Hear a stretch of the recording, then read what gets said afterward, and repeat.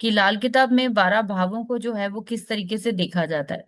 लेकिन मोटा मोटा एक रिमाइंडर आपको दे देती हूँ, तो फिर आगे चलते हैं ग्रामर के ऊपर। कि एज पर अगर वैदिक देखेंगे तो पहला घर जो होता है वो असल में फिजिकल फिटनेस का होता है, फिजिक का होता है, किसी भी इंसान के फिजिक का होता है, ओवरऑल पर्सनालिटी का होता है। ठीक है। उसी चीज को घुमा के उन्होंने दूसरे तरीके से बताया कि वो राजगद्दी होती है या तख्त होता है, वहां पे बैठा हुआ प्लेनेट। दो चीजें हैं कि प्लैनेट वहां बैठकर बिहेव कैसा करेगा। एक तो होती है प्लैनेट की टेंडेंसी कि सूर्य है वो खुद ही राजा है। ठीक है, तो वो राजा की उसमें उसके अंदर प्रवृत्ति ऑलरेडी इनबिल्ट है। एक भाव ऐसा है जो कि आपको राजा बनाता है। तो दोनों चीजें मिलकर आपके वो चीज को क्या करेंगी, डबल कर देंगी। ठीक है। ऐसे ही जब कोई प्लैनेट के अंदर कोई खासियत होती है, ऐसे ही कुछ भावों के अंदर खासियत होती है।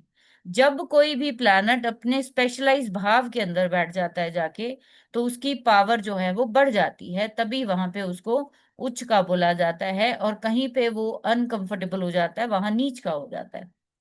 ठीक है, बस यही जो एंटी पोजीशन है ऊंच और नीच को बताती है। तो जो अगर लगन में बैठा हुआ है तो वो क्या क्या कर सकता है, किन किन प्लैनेट्स को वो डिस्टर्ब कर सकता है।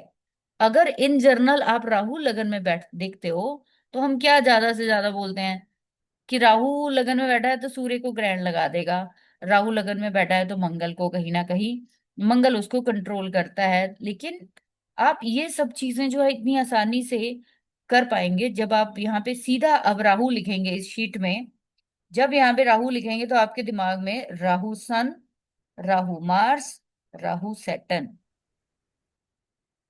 कितने कॉम्बिनेशन बन गए? 3, 3। तीन कॉम्बिनेशन बन गए। हाँ। अब जब तीन कॉम्बिनेशन बने हैं तो आपको फिर समझ में आएगा कि राहु लगन में खराब क्यों माना जा रहा है। क्योंकि वो सूर्य और सूर्य और राहु ग्रहण योग बना रहे हैं, राहु और मंगल अंगारक योग बना रहे हैं, राहु और शनि पिशाच योग बना रहे हैं। तो फिर हम अगर ओवरऑल इसकी प्रिडिक्शन करना चाहें, तो आप में से मेरे को सिर्फ एक जना बताओ कि क्या किसी भी तरीके से इस भाव में कितने परसेंट आपको राहु की पॉजिटिविटी दिख रही है।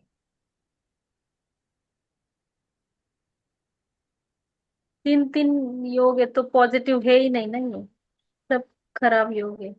अगर हम इस भाव की चार दिशाएं समझ ले, तो चार में से तीन दिशाएं तो खराब कर दी उसने। हम्म। देखा जाए तो चारों की चारों ही खराब कर दी हैं, क्योंकि सूर्य लेफ्ट में भी है, सूर्य नॉर्थ टॉप में, पे भी है। टॉप पे हम्म। भी। तो पूरे के पूरे घर को कहीं ना कहीं ये खराब कर देगा। तो इसका मतलब राहु जब लगन में आएगा तो व्यक्ति की